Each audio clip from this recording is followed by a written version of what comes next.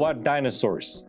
We're going to be talking about the Dinobots from the Transformers Autobot faction today. Here in Alberta, we have a special spot for dinosaurs. Down in Drumheller, the south part of our province, we have a really amazing dinosaur museum called the Tyrrell Museum. Because of that, a lot of us grew up loving dinosaurs here in Alberta, and the Dinobots are especially loved in the Transformers community here. We're going to look at several incarnations of the Dinobots today. One is from the video game The War for Cybertron. There's actually two versions, as Kaful, my lovely assistant, has pointed out. And of course, we have Volcanicus. He is a reimagined version of the G1 Dinobots. As most of you probably know, the original Dinobots did not combine into a giant robot. However, because we had Predaking in 1986 as one of the main bad guys that can not only fight against the Dinobots, but also combine to form one gigantic robot, over the years the fans were always wondering, hey, why don't the Dinobots combine into one gigantic robot themselves? In that sense, Hasbro has given us Volcanicus. We'll explore each of these toys throughout this video. Let's look at War for Cybertron Grimlock.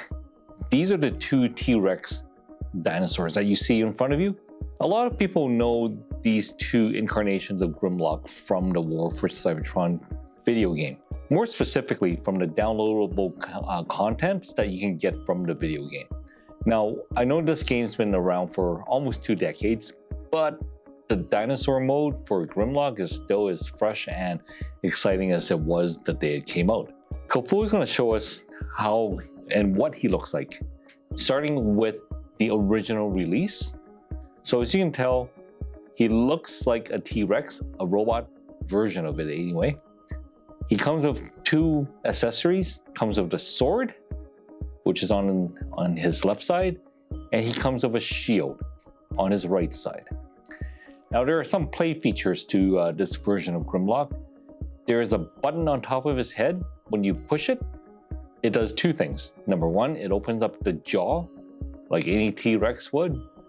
And second, if you look closely in his mouth, there's a light up feature that'll make him look like he's spitting out fire or missiles or energon, however you like. One of the things that make this Grimlock stand out is that he is very much a homage to the G1 version, but his transformation is different. I'm going to have Kaful transform him, and we'll explore the way that he's been engineered for this version of Grimlock. So Kaful, take it away. So very much like G1 Grimlock, the legs of the T-Rex forms the arms of the robot. But in this case, the legs splay out instead of just rotating up with the chest. And unlike the G1 incarnation, the legs do not slide up to reveal the fist. The fist flips out of the feet to reveal the robot hands. So that's the first notable difference. Now, Kaful's going to form the feet. Very much like the G1 incarnation of Grimlock, the tail part of the beast forms the leg of the robot. And also very much like the G1 version, it is a very stiff joint because it is supposed to hold up the entire robot when he is transformed into his beast mode and his robot mode. So Kaful is just going to do that part for us here. Now you'll notice right away that the dinosaur tail is hidden into his leg component. Unlike the G1 where the tail just separates and hang to the side of his legs. Now he's going to flip out the feet just so that he is able to stand up. That's it for his lower body. Now Kaful is going to finish off the transformation by transforming the top part of the T-Rex. So again, very much like the G1 version, the dino head and the chest of the dino, it flips out of the way, takes apart like so. That will reveal the robot head. And then now he flips the panels out of the way. to make room for the dinosaur head. So again, due to the design of the new Grimlock, it is very stiff. It holds up very well. It doesn't fall apart like the other incarnations, namely the classical version. So now he's going to swivel the shoulder to lock it in place. And you may notice that, unlike the G1 Grimlock toy, there are several joints in the shoulder that would allow for multiple points of articulation. He's going to do the same for the right arm. And that would lock in.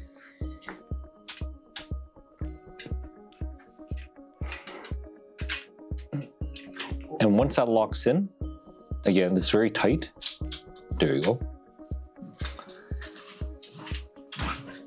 Aesthetically, he is similar to G1 Grimlock, but in this version, he looks a lot more beefy. He definitely looks like he's ready to attack anybody, be ready to face any Decepticon that Megatron can throw at him. And more importantly, he's a very well built and standalone Autobot warrior. Unfortunately for this line, War of Cybertron, there are no complementary Dinobots from his team that came with this toy line. So there were no Sludge, no Slag, no Snarl, and no Swoop, just Grimlock. Cthulhu now is going to put the weapons or the accessories, if you prefer, on Grimlock. So this is pretty much what you get when you transform War for Cybertron Grimlock into his robot mode. Very well proportioned, minimal kibbles. If you look at the back of Grimlock, the only kibble that you can see are his T-Rex head and the panel that forms a chest in this dinosaur mode. But otherwise, he's a very clean and well-designed robot. He looks tough, and in his T-Rex mode, like the other version that's right next to Cthulhu, he's definitely taller in his robot mode than his T-Rex mode. He is just as impressive. Now, you see there's two versions of the same Grimlock. They're pretty much redecos. The transformation scheme is the same, the engineering is the same. The only thing that's different is the deco is made to resemble the G1 Grimlock. For example, when you look at the tail part of the G1 inspired Warven Grimlock, you'll see the similar colors on his legs that invokes the G1 version of Grimlock. Also, unlike the version that Cthulhu just transformed, which shows him having the yellow back chrome chest, the G1 inspired color Grimlock has a more muted gold color, very much like his G1 toy version. So that's the only difference between the two. One is G1 inspired in terms of coloring. The other one is a direct port from the Cybertron or the War for Cybertron video game franchise. So we'll move these two aside for now, and then we'll move on to the next big guy here, which is Volcanicus. Now, again, as I mentioned before, Volcanicus is almost a fan mode. This is kind of like their response to answering our question as to why the Dinobots have no gestalt mode. As you can see right now, it's formed by the 5 Dinobots that we all know well. Grimlock forming the torso. You have Snarl and Sludge forming the legs. And of course, you have Swoop and Slag forming the arms. Now, a lot of us, you're probably familiar with Shuriken. He is a third-party combiner based on the G1 Dinobots. They're actually called the not Dinobots because of intellectual property rights. But this is the first and original official version of the Dinobot combiner. You may notice that for Volcanicus, he has these attachments on his feet and on his arms. Other than that, he doesn't have any other attachments, unlike the G1 gestalts, where you would have not only the fists and the feet, but you would also have something like the belt, the head, sometimes the chest plate. So in this case, you'll notice that right now, everything's held in place by the ports. So if you look at the joints, you look at Snarl, Swoop, Sludge, and Slag, they're all connected by these joints on their shoulder and at their hip points. And Kaful would take apart the fist. You can take it out right now. That forms the fist on the left-hand side, and if you take out the feet that attaches to Snarl, that is what forms the feet.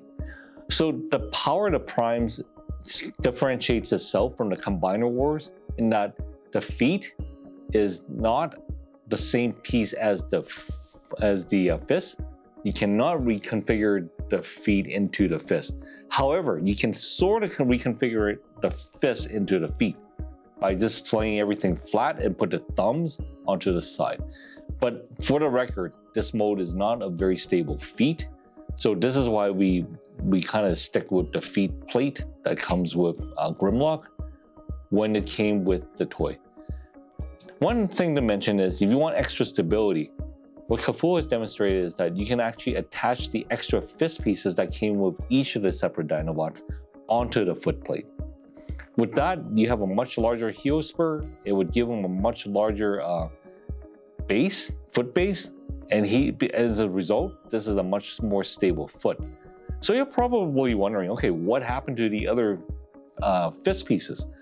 In this case, because of how spiny that Volcanicus is, there's an option for you to install the other two fists onto the chest component. Now, what we're going to do is we're going to show you the individual Dinobots when detached from Volcanicus, and we will show how each of them are a homage from the G1 toy. We'll begin with Swoop. So everybody knows Swoop is either a pterodactyl or a pterodon. He's the only flyer in the Dinobot team, and Kaful is now going to transform Swoop from arm mode to robot mode, and it's very easy. He's already halfway there. So all he has to do is straighten out the arms, fold the wings back, flip the feet out, and flip the fists out from Swoop. Yeah, just straighten out the arms, get the other fists out.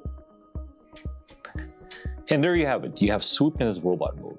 Now you're probably wondering, why does he have a blue chest as opposed to a red chest that the G1 toy has? I think this is Hasbro's way of trying to make him look cartoon accurate.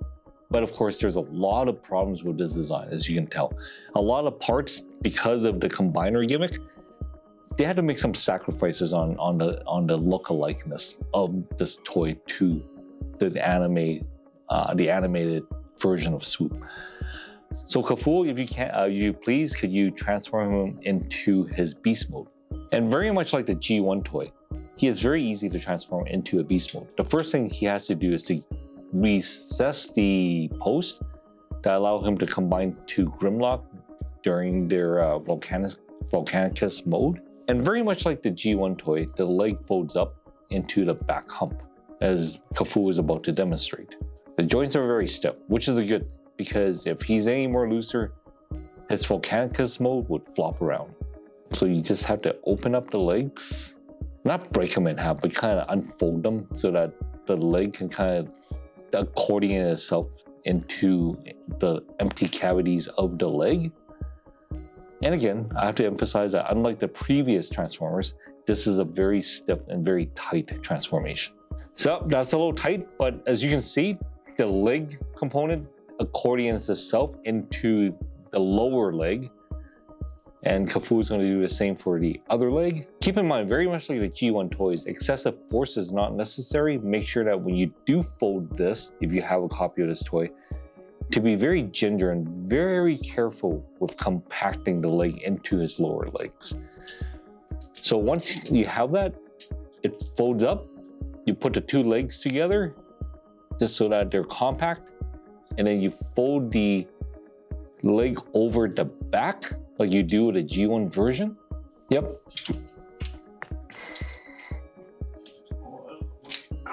And then you compact the arms in, and then you fold the lower legs up, or you can leave them still.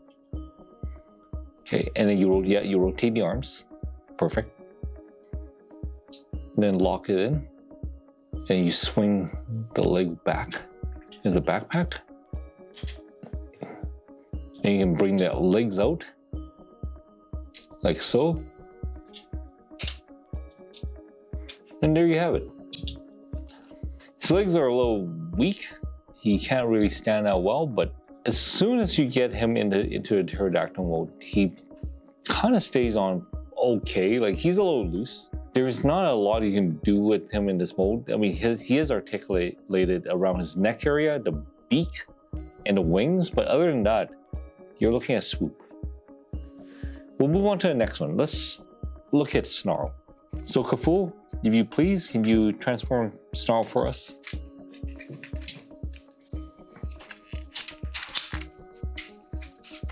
Okay, right off the bat, Snarl, he is kind of in his dinosaur mode. So let's go from dinosaur to robot mode.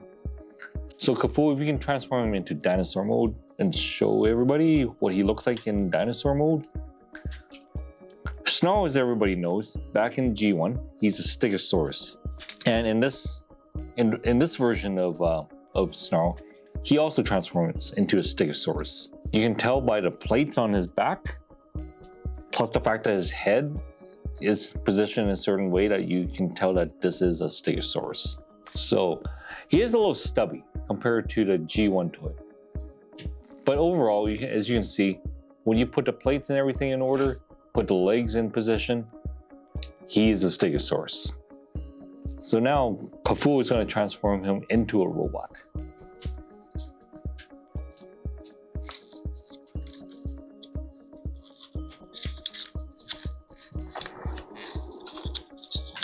It's gonna move that tail out of the way, move the head out of the way.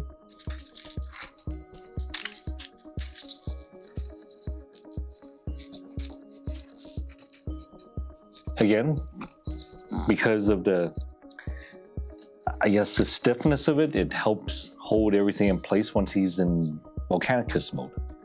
But for now, just gonna inch him forward, get the tail out of the way, put the head out, get the head out of the back.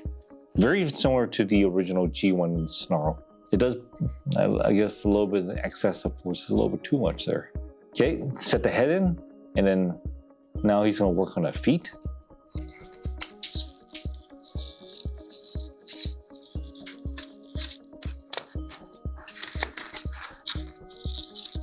Once the feet's in place, or the legs are in place, you can just flip them out. Again, very much like the G1 toy. The G1 toy has the front portion of the dinosaur being the leg of the robot. And then once you put that in there, you just snap the legs out. You have to open the two panels, unlike the G1 version, where there are no panels. It's almost there.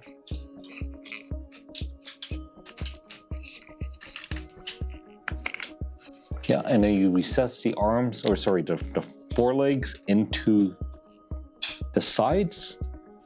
Flip out the legs like that. And then lock everything in place by putting out the panel. Oh, careful. Okay. Locks it in place. And then bring out the arms, very much like G1. And there you have it. Snarl in his robot mode. Now keep in mind, most of these Dinobots, they do come with a weapon. Sometimes they come with a sword, sometimes they come with a gun. It's not, I guess they didn't really have a reason as to why some came with swords and some came with guns, but the Dinobots are warriors, so they can fight with anything they have in their hands. So there you have it, Snarl. Let's move on to Sludge, the other leg. Now Sludge is a Brontosaurus back in the days. I know they changed him since, but they kept the proportions the way that he was back in G1. So again, very much like Snarl, he begins closer to a dinosaur mode than robot mode. So Kaful is gonna transform him into his beast mode, like so. And out of all the Dinobots, he's probably the most misproportioned. He should be the largest beast mode, but he's not. He's actually pretty scrawny compared to the rest of the Dinobots. Now Cthulhu's gonna transform him into a robot. So take it away.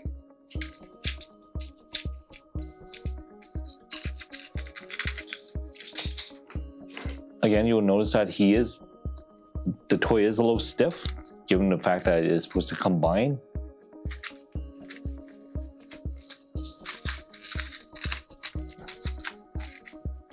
Okay, just working on the back panels. The back panels are typically pretty difficult because they're pretty well locked into place, as you can see.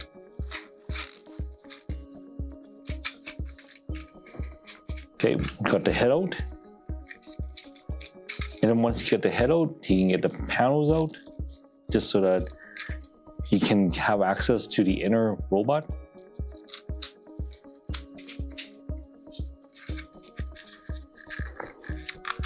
And then very much like Snarl, and to some extent Grimlock, the lower part of his body becomes the leg of the robot. So there's some common theme between the Dinobots is that more or less their transformation schema is identical. They might put different parts on them to make them look like different animals, but at the end of the day, the way they transform into robots are very, very similar. So Cthulhu got the legs out. Now he has to swing out the panel. And of course, if you are a fan or if you have the original 80s Sludge toy, you'll immediately recognize the way that he transforms. It is very similar to that G1 toy back in the 80s. So now he's gonna rotate the arm just to make sure, just to make sure the fists are facing up. And there you go. You have Sludge. Okay, now on to the final limb, which is Slag. Slag is gonna be, of course, the flamethrower, the very antisocial Dinobot, but he also transforms into a Triceratops. So in this case, he is closer to the robot mode than his beast mode, so we'll begin with his robot mode first. So of course, you'll probably realize by now that the limb modes, if you're an arm, you start off as a robot. If you're a leg, you start off as an alt mode, like a dinosaur. All Cthulhu has to do at this point is just to fidget around with the panels a bit, make sure everything fits into place, make sure everything's stable. And then once that's done, he kind of massage everything in place, just so that they all kind of like fit. They all look like they're supposed to be where they're supposed to be. And then he'll get the head out. And then of course, when the head is brought out, you have the parts that you can recognize as the Triceratops. So very much like Sludge, he has a red upper chest, upper body, silver bottom, and he has his dinosaur front arms as his robot arms. Again, very similar in terms of engineering and in terms of the design on how to transform them. Okay, rotate them, get them to face forward, and there you have it. You have Slag in his robot mode.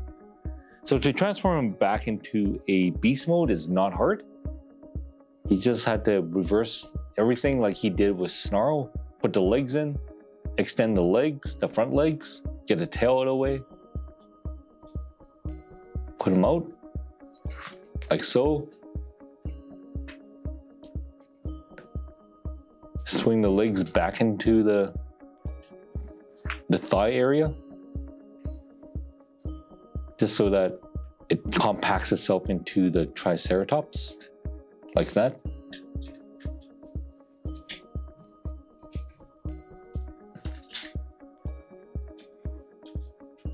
And again, if you recognize this step, it's because we've done something similar with Snarl and Sludge. Slag just takes after his teammates. And compared to the other two land-based dinosaurs, he is probably one of the most straightforward.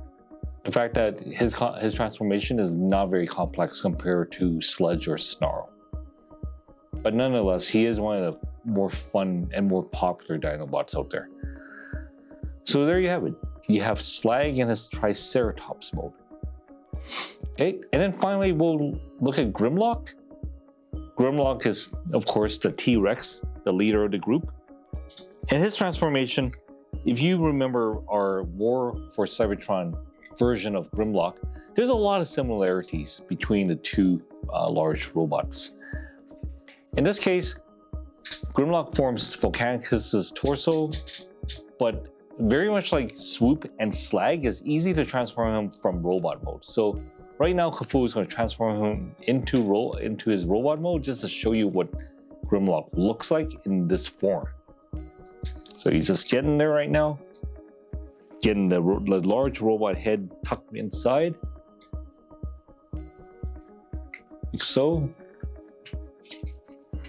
That exposes the small head for Grimlock. And now Kafuu turns his waist around to show you the robot torso. Now, when you look at him, he's very iconic. This is a very iconic look for Grimlock. He has his gold chest and his red hip area, plus his silver legs. Anybody that is a Transformers fan will instantly recognize this being Grimlock. Then now he transforms his T-Rex arms into his robot arms, very much again like the the War for Cybertron Grimlock that we saw earlier. That forms his arm, and then now he pulls his right leg / arm to do the same. And there you have it. You have Grimlock in his robot mode. Now, last but not least, Grimlock in this version also transforms into a T-Rex. So Kafuu is going to show you how he transforms into a T-Rex. Begins by locking a few of the panels back in place, hide the robot head. And again, because he is the main torso, expect him to be a little bit stiffer than the other Dinobots, mainly due to the fact that he needs to be the most stable of all 5 of them to successfully be combined into a giant. So as you can see, the arms are being formed into the legs. Okay, tuck the arm or the hands into the legs. Now, bring up the robot or the T-Rex head. Open up the T-Rex head, flip it back. So you collapse the chest. Instead of swinging the chest down like like the War for Cybertron version and like the G1 version, the chest kind of collapsed down like so. But you gotta fold up the robot legs first to form the tail.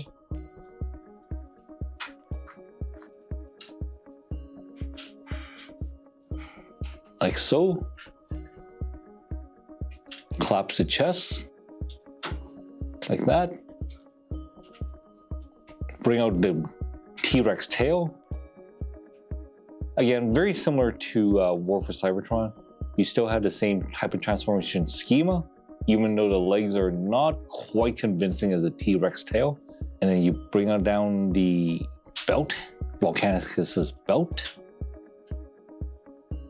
Then now you just lock together the robot arms into the leg area, into the robot, the T-Rex leg position, like so.